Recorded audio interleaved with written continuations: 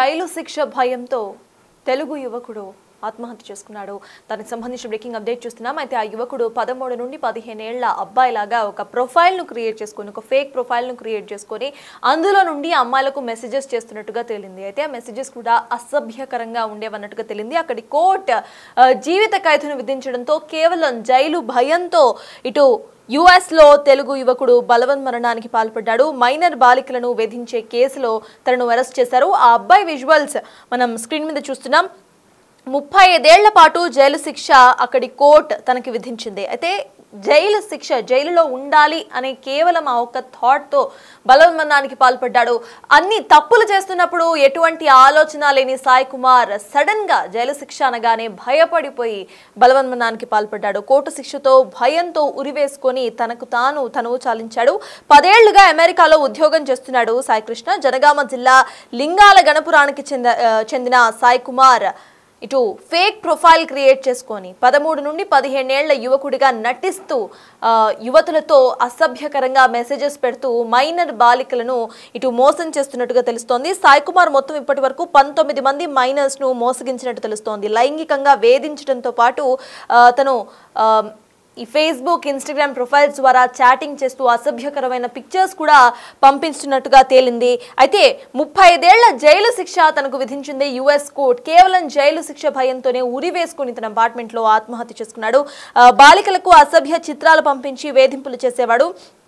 చిన్న బాలుడిగా నటిస్తూ కూడా అన్ని చర్యలకు పాల్పడ్డాడు ఇటు సాయి కుమార్. అయితే సాయి కుమార్ పై 2021లోనే FBI కేసు ఒకటి నమోదైంది. అప్పుడే అరెస్ట్ కూడా చేశారు. మొత్తం 19 మంది బాలికలు సాయి కుమార్ చేతిలో వేధింపులకు గురయ్యారు. వీళ్ళందరికీ కూడా సాయి కుమార్ 13 నుండి 15 ఏళ్ల కుర్రాడిగా నటిస్తూ వాళ్ళందరికీ కూడా అసభ్యకరమైన చిత్రాలను పంపిస్తూ వేధించేవాడని తెలిసింది. 2021లోనే FBI కేసు కూడా నమోదు చేసింది. అప్పుడే అరెస్ట్ అయ్యాడు సాయి కుమార్. అయితే 35 ఏళ్ల వరకు జైలులో ఉండాలి అనే శిక్ష కారణంగా, కేవలం ఆ శిక్ష వల్ల స్టార్ట్ అయిన భయంతో తన అపార్ట్మెంట్ లో ఉరి వేసుకొని తను చాలించాడు సాయి కుమార్. అయితే సాయి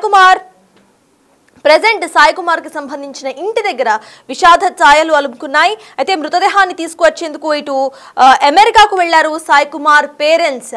సాయి కుమార్ గత కొన్నేళ్లుగా అటు యుఎస్ లోనే సెటిల్ అయిపోయి అక్కడే ఉద్యోగం చేస్తున్నాడు. అయినా సరే 13 నుండి 15 ఏళ్ల బాలుడిగా నటిస్తూ ఇన్స్టాగ్రామ్, ఫేస్బుక్ లో ఫేక్ ప్రొఫైల్స్ ను ఓపెన్ చేసి చిన్న పిల్లలకు, యువతులకు, మైనర్ బాలికలకు అసభ్యకరమైన పిక్చర్స్ పంపించడం, అసభ్యకరమైన మెసేజెస్ పంపించడం, వేధించడం లాంటి పనులు చేశాడు. 2021లోనే FBI కేసు కూడా నమోదు చేసింది. అప్పుడే అరెస్ట్ కూడా చేశారు సాయి కుమార్ ని. అయితే అనంతరం కూడా ఇప్పుడు ఫైనల్ జడ్జిమెంట్ హియరింగ్ రోజున సాయి కుమార్ కి 35 ఏళ్ల పాటు జైలు శిక్షను విధించింది అక్కడి కోర్టు. అయితే జైలు శిక్షతో భయపడిపోయిన సాయి కుమార్ ఆత్మహత్య చేసుకున్నాడు. దీనికి సంబంధించిన పూర్తి అప్డేట్స్ మా ప్రతినిధి వేణు అందించడానికైతే సిద్ధంగా ఉన్నారు. వేణు, చెప్పండి, ప్రెసెంట్ తన ఇంటి దగ్గర అసలు ఎటువంటి సిచ్యువేషన్ నెలకొంది? ఇప్పటికే పేరెంట్స్ అమెరికాకు బయలుదేరినట్టుగా తెలుస్తోంది. అక్కడ అప్డేట్స్ ఏంటి?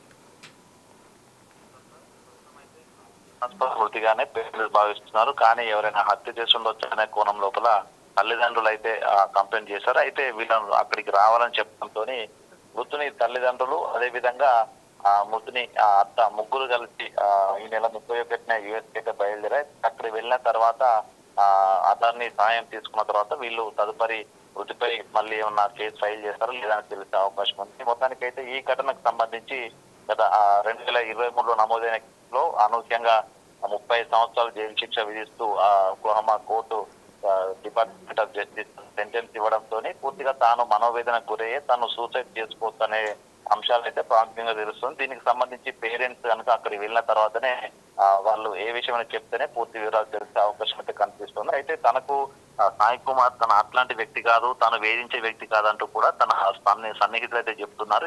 ఈ ఘటనపై మాట్లాడడానికి కూడా తన లింగాల గణపతి తన స్వగ్రామం ఆర్టీసీ కాలంలో ఉంటారు. అక్కడ కూడా ఎవరు కూడా ముందుకు రావట్లేదు. ఎందుకంటే పూర్తి విషయాలు మాకు తెలియదు. తను ఇక్కడప్పుడు మాత్రం చురుగ్గా ఉండేవాడు, మంచి చదువుల్లో కూడా ఫస్ట్ ఉండేవాడు. తను CA పూర్తి చేసుకుని అకౌంటెంట్ గా పనిచేస్తున్న వ్యక్తి ఇట్లాంటి ఘటనలు చేస్తారంటే మేము నమ్మట్లేదు. అయినా పూర్తి వివరాలు వాళ్ళ పేరెంట్స్ వచ్చేవారు కూడా ఏం చెప్పమంటూ కూడా వాళ్ళు తప్పించుకుంటున్న పరిస్థితి. ఏదేమైనా కూడా ఈ ఘటనకు సంబంధించి పేరెంట్స్ అక్కడ వెళ్ళిన తర్వాత పూర్తి వివరాలు తో పాటు మరొక 3 రోజుల లోపల ఇండియాకు వచ్చే అవకాశం కనిపిస్తోంది. అప్పుడే పూర్తిగా తెలిసే అవకాశం.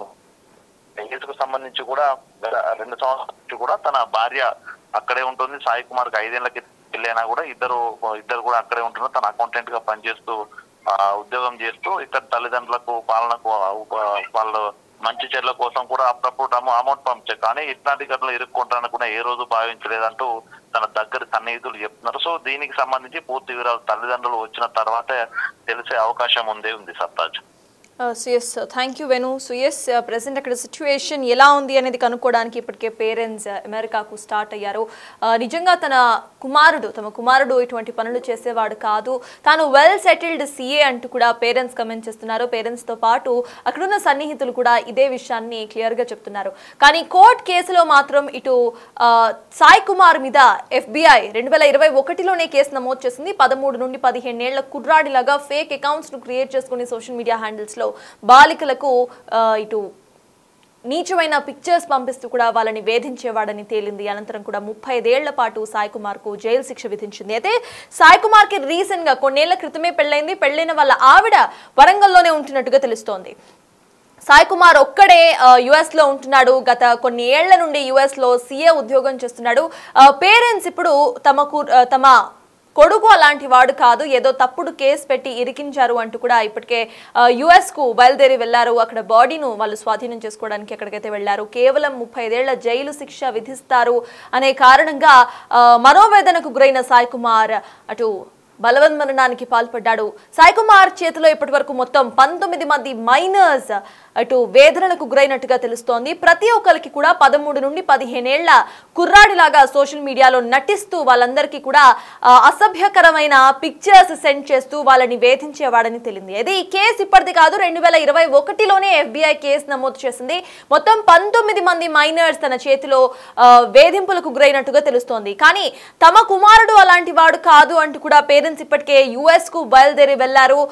35 ఏళ్ల జైలు శిక్ష అనే ఒక ఫైనల్ జడ్జిమెంట్ వినడం కారణంగా సాయి కుమార్ ఒక్కసారిగా హడలిపోయాడు. ఏం చేయాలో తెలియని పరిస్థితుల్లో అటు బలవన్మరణానికి పాల్పడ్డాడు. జూలై 26న సాయి కుమార్ తన అపార్ట్మెంట్ లో బలవన్మరణానికి పాల్పడ్డాడు.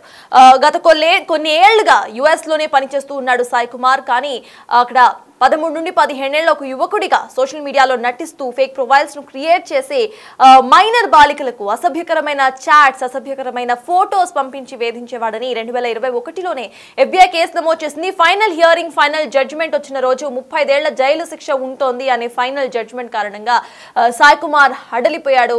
ఆ భయంతో, ఆ షాక్ తో తన అపార్ట్మెంట్ లో ఉరివేసుకొని తను చాలించాడు.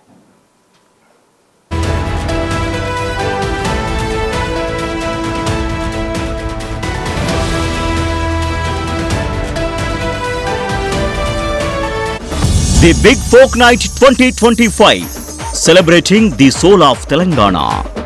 ఆగస్టు 23 సాయంత్రం 6 గంటల నుండి LB స్టేడియంలో. టికెట్స్ బుకింగ్ కోసం ఎంట్రీ వాలా యాప్ ను డౌన్లోడ్ చేసుకోండి.